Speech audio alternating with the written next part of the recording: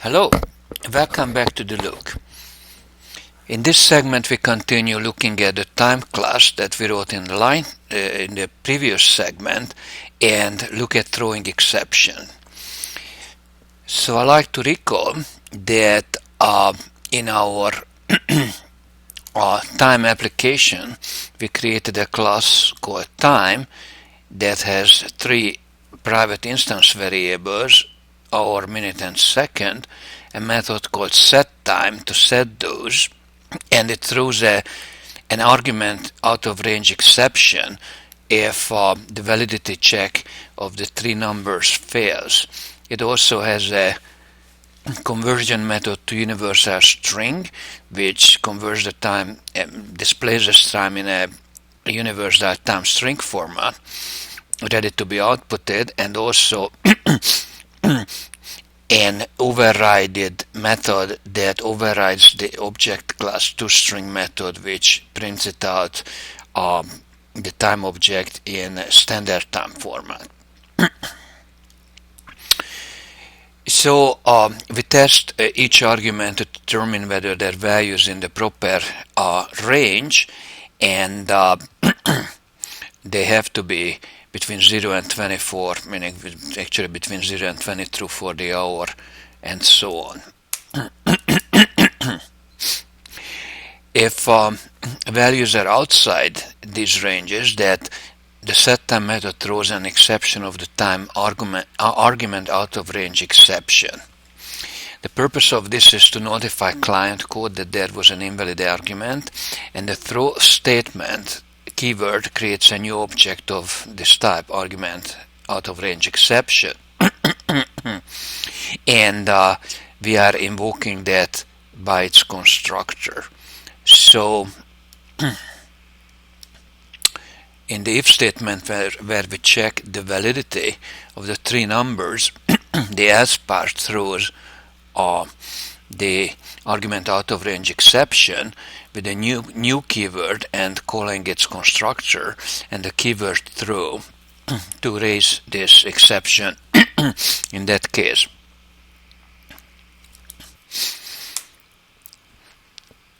After the exception object is created, so when an error occurs, the method setTime is immediately terminated, and setTime returns the control back to the method that tried to call it.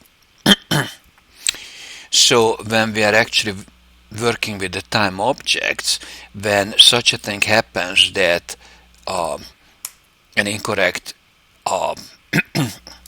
set of numbers put in, like in case of 99, 99, 99, the way to handle it is to set the time in a try and catch block, a pair of blocks, try and catch, and try includes code that possibly could throw an exception, and if and when that happens, then the catch block gets executed, and within that we can specify code that indicates what to do in case of this particular exception happening. In our case it's very simple, we just display the message associated with this type of exception, but we could have a more sophisticated error handling code in there. The purpose of it is that instead of causing a crash in the application, it gives us an opportunity to handle an exception condition. And we saw last time the output of the program, which in the first two cases displays an initialized object that was created with an empty constructor, so all values are set to their zero equivalents. Then a time object with a changed time, and one in which case the argument out of range exception was thrown, and that means that the message is displayed specified argument was out of the range of valid values, and then the object displayed as unchanged because the set time didn't get carried out due to the exception. Generally, in classes, the data representation is an internal detail of the class. Client code is not interested in how those things happen. They're interested only in what the class does correctly and efficiently. And generally, public interfaces don't change often because code relies on them and they are agreed in advance. Meanwhile, the implementation can change behind a particular interface. For example, if a better implementation is found than what was originally implemented. Access modifiers public and private control access to a class's variables, methods, and properties. Everything that's public is available to client code, and as such, indicates what services the class provides. Not how, but what. Private variables, properties, and methods, on the other hand, are not accessible to client code, and if we try to do that, we get a compile error. So here is an example of that. If we try to use the time object and directly try to access with the member access operation the hour, minute, and second instance variables, we would get compile errors because they are private and therefore not accessible to client code, in this case the main method within the class that contains the main method. Another aspect of using properties, instance variables, and methods is the use of the this reference. This is a keyword that refers to the current instance or the current object, and every time a non-static, that is an instance-specific method, is called, the this keyword can be used to refer to the object itself that on which the method is invoked. And here is an example of this. So it's a class this test, and it creates a new object called simple time, and outputs it using a method called build string, and the simple time class implemented right within the right next to the main method has the private instance variables hour, minute, second, and a constructor in which this reference is used. So this current object's hour can be set to the input parameter hour, and the same for the minute and second. In this case, there are two variables having the same name hour, and same for minute and second. One is a parameter of the constructor, and the one is the actual instance variable. And we need this reference because the instance variable is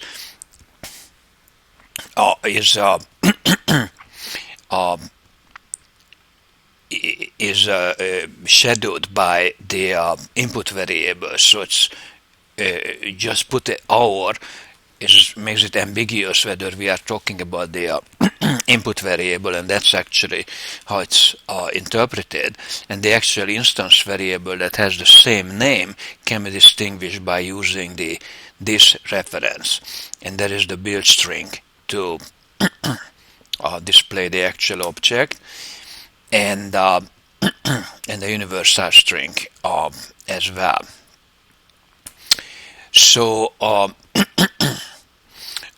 let's try to write that code, the simple time app.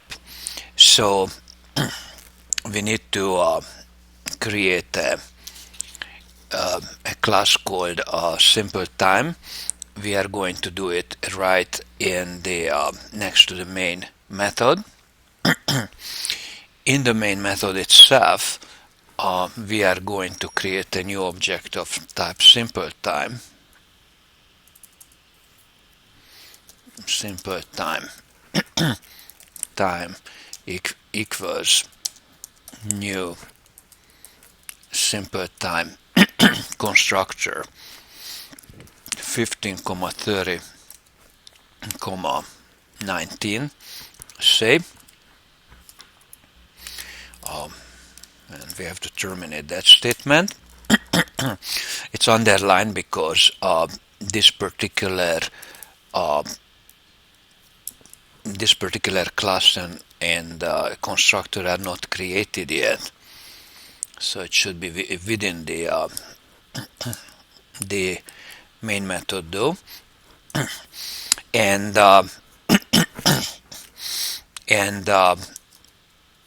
we write it out using a write line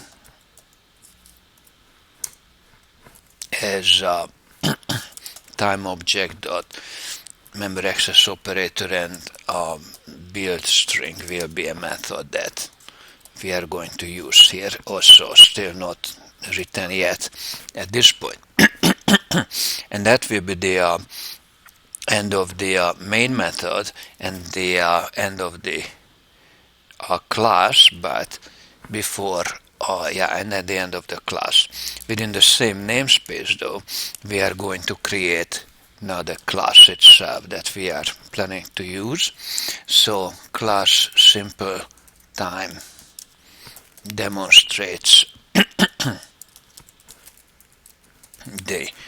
this reference. So it's a public class called simple time. So here are the boundaries of it, and that will be the end of class simple time once it's done. And it has private integer instance variables hour, which should be a hour semicolon, which should be between 0 and 23, private integer minute, which should be 0 to 59, and likewise a private integer second, which equally should be 0 to 59. These are the instant variables. And now comes the constructor. If the constructor uses parameter names identical to instance variable names, this reference is required to distinguish between names. So the example would be public simple time constructor name, and we call it hour, and int call it minute, and int call it second, thereby creating the possibility of ambiguity. So this will be the end of method simple time, so simple time constructor, I would say.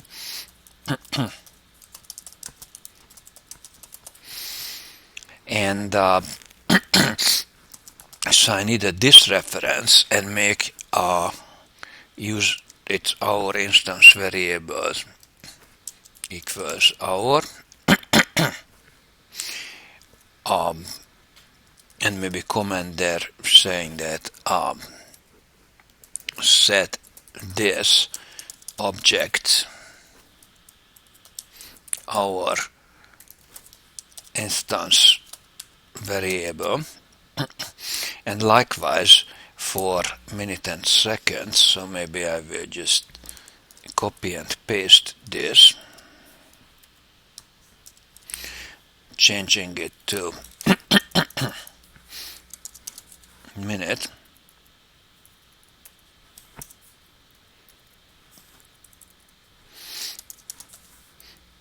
and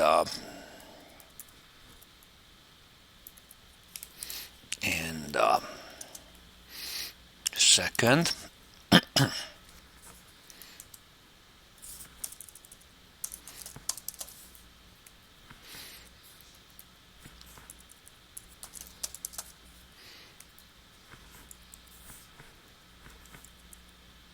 So it's the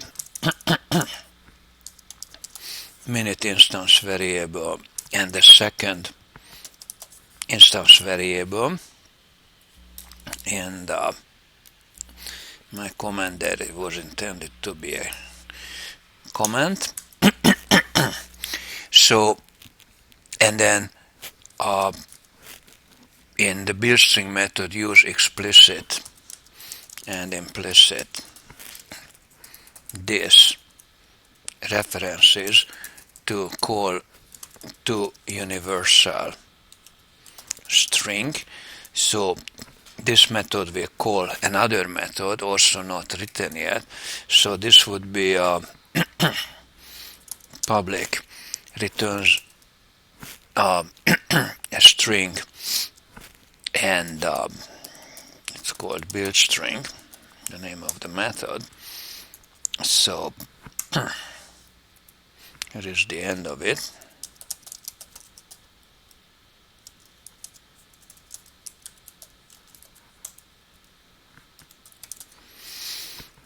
So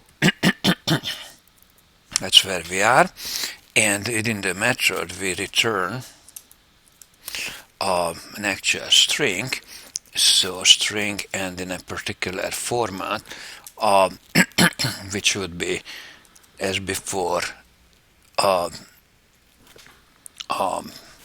first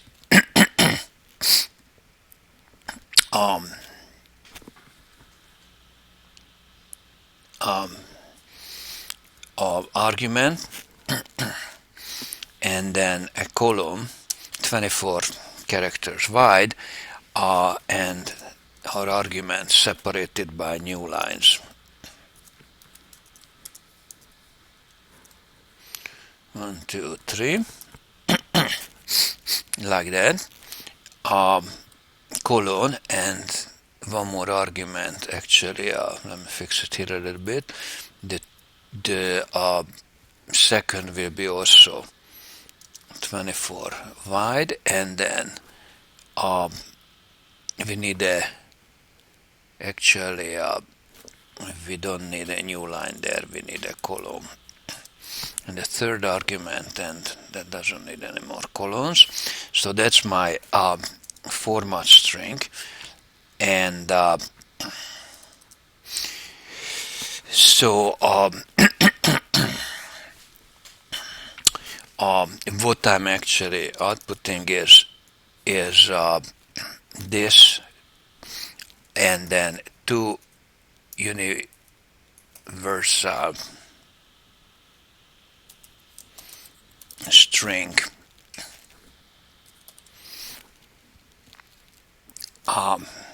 and comma one more string, actually a couple of more, this is not that was a header, so it's an actual, this is the actual this dot to universal string, which we haven't written yet, so I have to type it. So once we outputted that out, then we have to say that the to universal string on the other hand will look like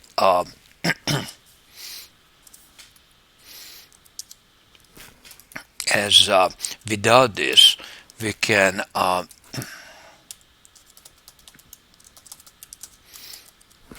input it with and explicit and implicit ways, still underlined because we haven't written two universal string there yet.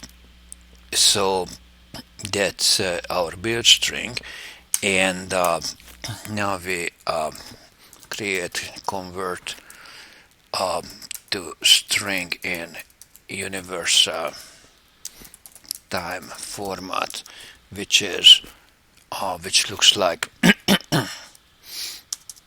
hour, minute, and second. So in that format, and then this method is public returns a string to universal string, and here comes the method itself, end of it,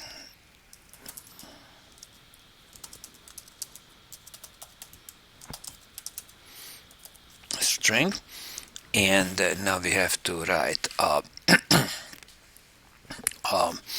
and maybe with a command that this reference is not required here. Access instance variables, because there are no local variables to with the same name that could shadow our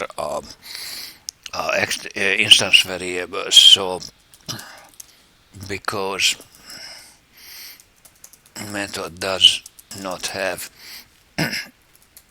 local variables with same names as instance variables, and so that's a good thing because then we don't really need string here, this here. So string format, and this is the traditional universal time format. So first argument as two-digit integer colon, second argument as two-digit integer colon, and third argument as two-digit integer. So that's our format specification, except that's a curly brace there, not, and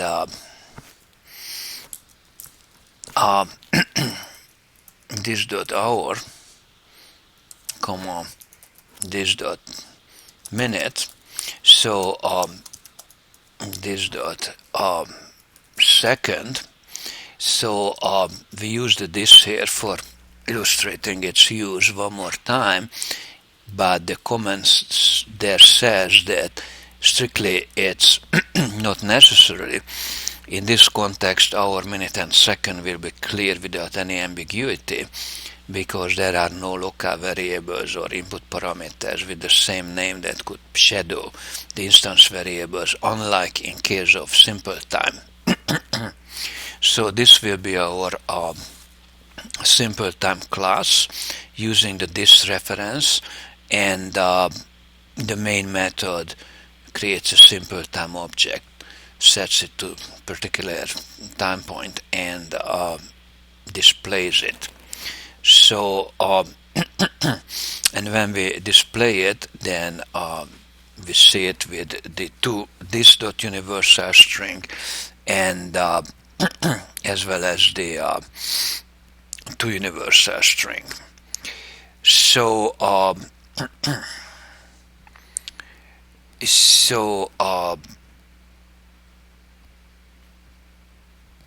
let's try the program. I wonder if universal string. There is a slight error there. So now it should be okay. So let's try to build and run the program, and if it runs without error, then if it compiles without error, then we can test it by running it. Except there is some error here. At the end of second, a semicolon is there is missing because some parentheses don't really match up. So, and also as a result, the end of namespace also does not match up. So let's see the end of class. This test is in the wrong place. So end of class simple time, or this test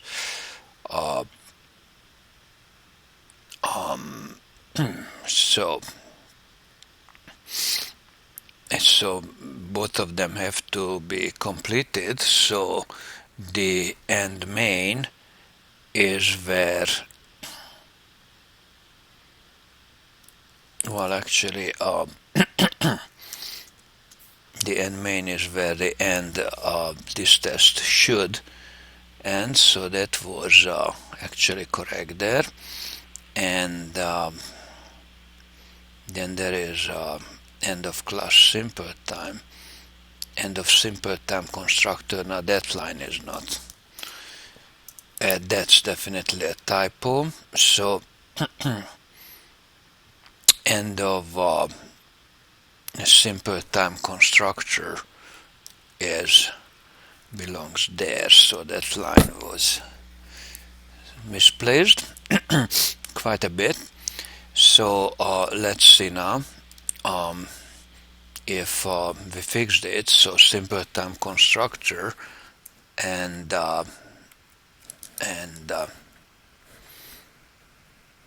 oops, and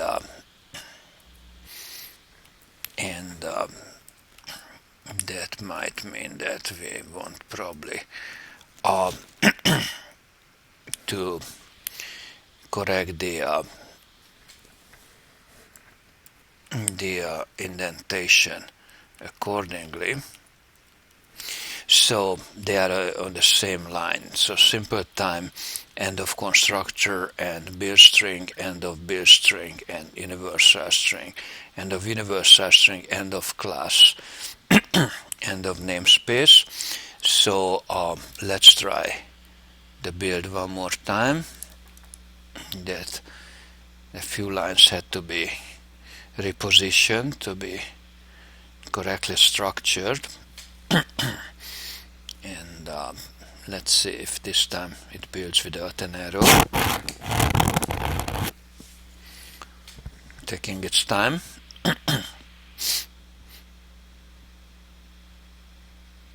It's kind of slow.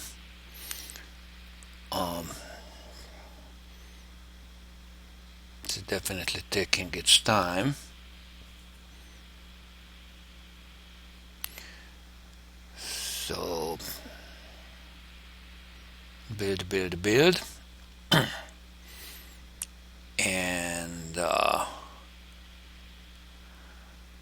and it took a while, but eventually it did it. So our code compiled. So time to test it with Control 5, and this computer has quite a bit of load on it, too many things open, so it's kind of slow, but here it comes, our output. It is really slow. So there is the time in both forms, both in universal this universal string and universal string, both of them treated. We put aside. This string is not needed really there. So that's with this dot universal string and two universal string, and the same is displayed in both cases. Try to close that window and bring back the output. So again, in the build string we did an output with this reference and without it, and both of them work correctly. So that's how this reference is used. And I think I'll stop this segment right now because my machine is very slow, but we know how this reference works. So that's in the next segment we look at overloaded constructors.